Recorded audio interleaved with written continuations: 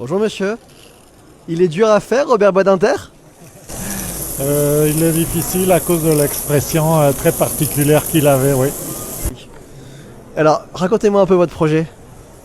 Donc Juliette est écrivain, moi je suis sculpteur et ensemble on est à la recherche de mettre de nouveau l'art au centre de la vie sociale pour rassembler les gens, pour défendre les valeurs, Oui, on trouve que c'est un petit peu facile de simplement mettre des plaques pour représenter les personnalités et que mettre le portrait de la personne, mettre un buste, ça permet de vraiment incarner ces valeurs et de permettre qu'elles soient diffusées dans la société. Moi je suis écrivain et cette histoire de valeurs c'est justement au moment où, enfin dans cette période où il y a tellement de bouleversements, où tous les repères sont complètement chamboulés, il y a des personnalités qui ont incarné des valeurs sur lesquelles on peut s'appuyer pour continuer à construire le futur.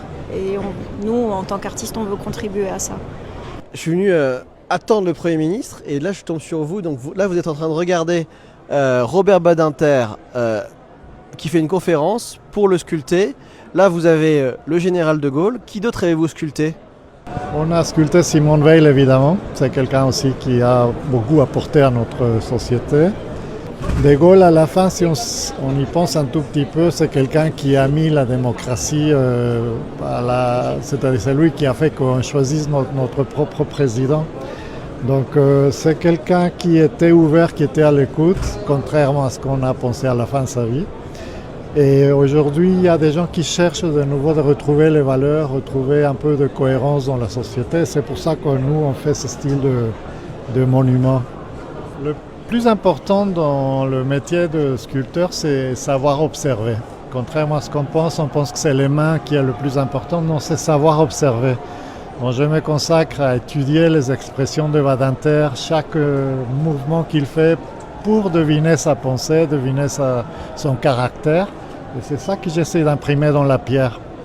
Donc quand on voit la pierre, on ressent presque le mouvement de sa bouche, de ses yeux. C'est ça ce qui est important.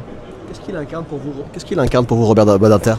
Pour moi, c'est quelqu'un qui a été très cohérent du début de sa vie jusqu'à la fin. Il incarne aussi une espèce de tolérance, mais il a pardonné des choses qui sont presque impardonnables.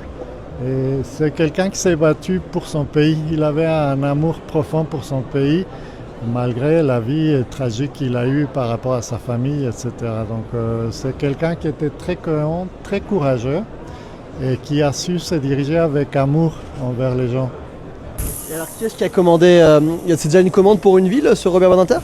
Pas encore, on attend que quelqu'un se manifeste pour le placer dans un bon endroit, au ministère de la Justice ou au Panthéon. Et vous venez d'où?